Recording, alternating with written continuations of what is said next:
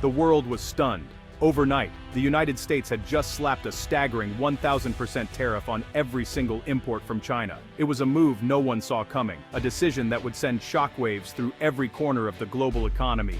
News tickers blared urgent updates, financial networks scrambled to keep up, and markets around the world froze in disbelief. Investors, business leaders, and everyday people alike braced for impact, unsure of what would come next. This wasn't just a minor adjustment in trade policy, it was nothing short of economic warfare. The scale and speed of the action left even seasoned analysts speechless.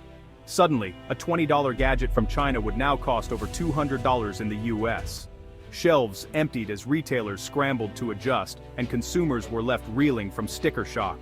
Chaos erupted on trading floors worldwide. The Dow plunged 3,000 points in a single hour. Panic selling swept through Station Sarda Thomberbas, Vermauber Buckardzais, Sokern Kabo. And Darford Solomon burst through the markets as uncertainty gripped investors. The White House's message was clear and uncompromising: decouple from China no matter the cost. The administration insisted this was the only way to protect America's future. Massive container ships, once the lifeblood of global trade, now sat idle at US ports. Importers faced impossible choices: pay astronomical tariffs or halt operations entirely. Customs scrambled to enforce the new rules. Supply chains snapped under the pressure, and $500 billion in annual trade froze overnight. Warehouses emptied and factories across the country ground to a halt. This was no negotiation tactic, it was an economic siege, a deliberate attempt to force a fundamental shift in the world's trading system. The administration framed it as a decisive strike for national security and sovereignty, blaming decades of dependency on China for America's vulnerabilities. They argued that only bold action could restore control.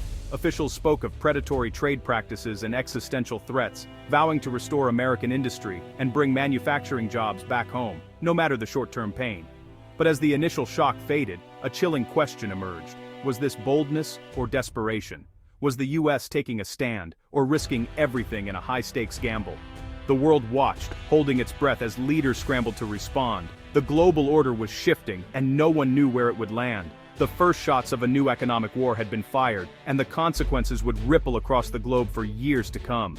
Beneath the bravado, America's move was a desperate gamble. Years of inflation and reliance on cheap Chinese goods had left the US exposed. The administration hoped the tariff would force a rapid reshoring of manufacturing, an industrial revolution overnight.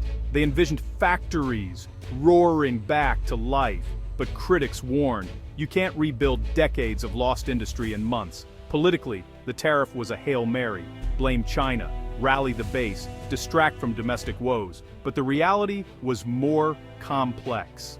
American companies are deeply entangled with China. An iPhone assembled in China contains parts from around the world. The tariff punished US firms as much as Chinese ones. The administration bet it could untangle this web without collapse, a bet against globalization itself. The risk, not just a US recession but a global one. The world's economic engine was being thrown into reverse. The stakes had never been higher. Beijing's response was swift, calculated, and left no room for doubt. Within hours of the US announcement, China's top officials gathered in front of the world's cameras, their message clear and unwavering. There was no bluster, just icy resolve. China would defend its interests whatever it took. The world watched as Beijing's leadership projected a calm but unmistakable determination, signaling that this was not a moment for negotiation, but for action. Retaliation came fast and hit where it hurt. First, China halted all purchases of American agricultural products, devastating US farmers overnight. Fields that once bustled with activity fell silent, and the ripple effects were felt across rural America, as families and communities faced sudden uncertainty. Next, major US corporations operating in China, like Boeing, saw orders abruptly canceled. Assembly lines slowed, and the future of American business in China was thrown into doubt, sending shockwaves through boardrooms and stock markets alike. But the real blow was yet to come. China announced a total ban on exports of rare earth metals, the lifeblood of modern technology and defense industries. This move sent a chill through global supply chains as companies scrambled to find alternatives. These 17 elements are essential for everything from smartphones and electric vehicles to advanced weaponry and fighter jets. With China controlling over 80% of global processing, the world suddenly realized just how dependent it was on Beijing's resources. With a single decisive move, Beijing seized the world's technological choke point. Ports slowed, factories paused, and the global flow of goods was threatened. State media broadcast images of President Xi touring a rare earth facility, a silent but unmistakable warning to Washington and its allies. The message was clear. China held the cards, and it was ready to play them. China chose asymmetric warfare, targeting America's weak spots instead of simply matching tariffs. Cyber operations ramped up, and economic analysts worked around the clock to identify new vulnerabilities. The message was unmistakable. China wouldn't play by US rules. Instead, it would squeeze where it hurt most, using every tool at its disposal to shift the balance of power. Global markets, already reeling from uncertainty, braced for a new, more dangerous phase. Investors scrambled, currencies fluctuated, and the world's financial centers buzzed with anxiety. The economic war had escalated to a level unseen in decades. Headlines around the globe tracked every move as nations prepared for the fallout. The world's supply chains were now hostage to geopolitics.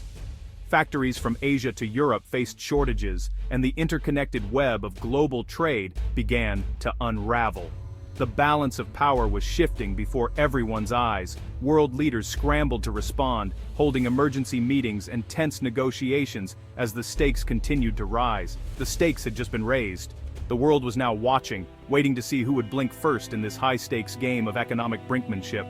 Rare earth metals, names like neodymium and dysprosium, are the secret sauce of the digital age. These elements, though obscure to most people, are absolutely essential for the technology that powers our modern world. They power everything from smartphones and laptops, to electric cars, wind turbines, and even the most advanced military weapons.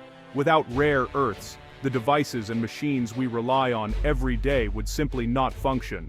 The US does have some rare earth deposits, and once played a leading role in mining and processing. But over the past few decades, almost all of that capacity was offshored to China, as American companies sought cheaper labor and looser regulations. Processing rare earths is dirty, complex, and expensive. China, however, invested heavily in this industry, building massive processing plants and accepting the environmental cost for a huge strategic advantage. Today, China controls over 80% of global rare earth processing. This dominance means that the world's tech economy, from Silicon Valley to European automakers, is largely dependent on China's supply chain. When China imposed an export ban, the impact was immediate and devastating. Even if the US could mine rare earths, it lacked the facilities and expertise to process them into usable materials. The Pentagon sounded alarms. Fighter jets, precision missiles, and military drones all depend on rare earth components. National security was suddenly at risk. Civilian tech giants like Apple and automakers like Tesla and Ford faced the threat of production shutdowns. The global supply chain was thrown into chaos, with ripple effects felt in every sector. The world woke up to a harsh truth. China's monopoly on rare earths could cripple advanced economies, disrupt markets, and halt innovation, all without firing a single shot. The US tariff, intended as a show of strength, now looked less like a strategic move and more like a catastrophic miscalculation, leaving America exposed and vulnerable. The rare earth weapon had been unsheathed, and the world was forced to reckon with a new kind of power, one built not on oil or steel, but on the minerals of the future. The US tariff and China's retaliation sent global markets into chaos. Stock indices worldwide suffered record drops, erasing trillions in wealth. Investors fled to gold, which soared past $3,000 an ounce, a vote of no confidence in global stability. Oil prices crashed, as recession fears meant collapsing demand, threatening oil-dependent economies. The financial system's plumbing began to seize, the dollar became volatile, banks stopped lending, and credit dried up. The world wasn't just watching a market crash. It was witnessing the unraveling of the post-war economic order. The crisis spread far beyond the US and China. Every nation was now at risk. The global economy was teetering on the edge. The rules of the game had changed overnight. No one was safe. America's allies were blindsided. Europe and Asia, deeply tied to both Washington and Beijing, faced impossible choices. Germany's auto industry, reliant on Chinese parts and markets, was paralyzed. In Asia, South Korea and Japan, key US allies, saw their tech giants locked out of the American market. Frantic calls for exemptions went unanswered. Allies felt betrayed. The US, once the architect of global trade, was now tearing it down unilaterally. Trust in American leadership crumbled. The phrase, strategic autonomy, echoed in Brussels and Tokyo. Nations began planning for a future less dependent on Washington. The tariff, meant to isolate China, was isolating the US instead. America's friends started hedging their bets. The global alliance system was fracturing. The world order was shifting. As the Western order fractured, a new bloc emerged in the East. China, Russia, and India accelerated their strategic convergence, seeking a world less dominated by the US and the dollar. High-level summits followed, with plans to build alternative financial systems and trade corridors outside Western control.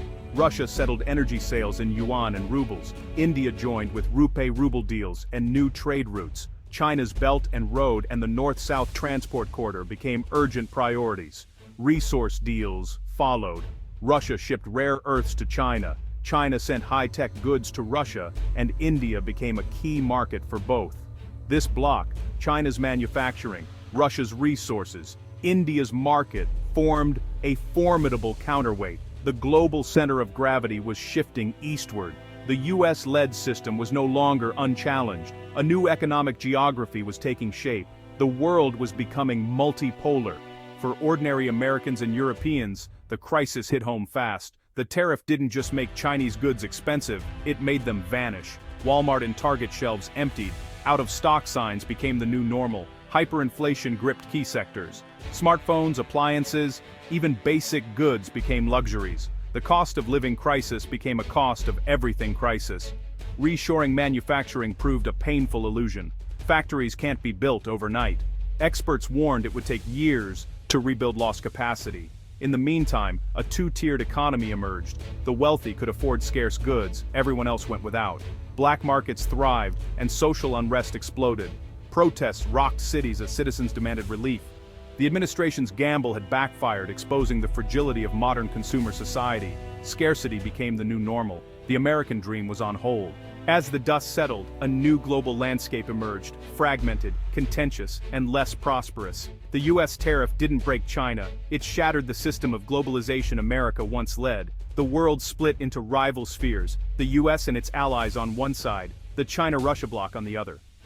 The big question, can the West rebuild its industrial base, or has it triggered its own decline?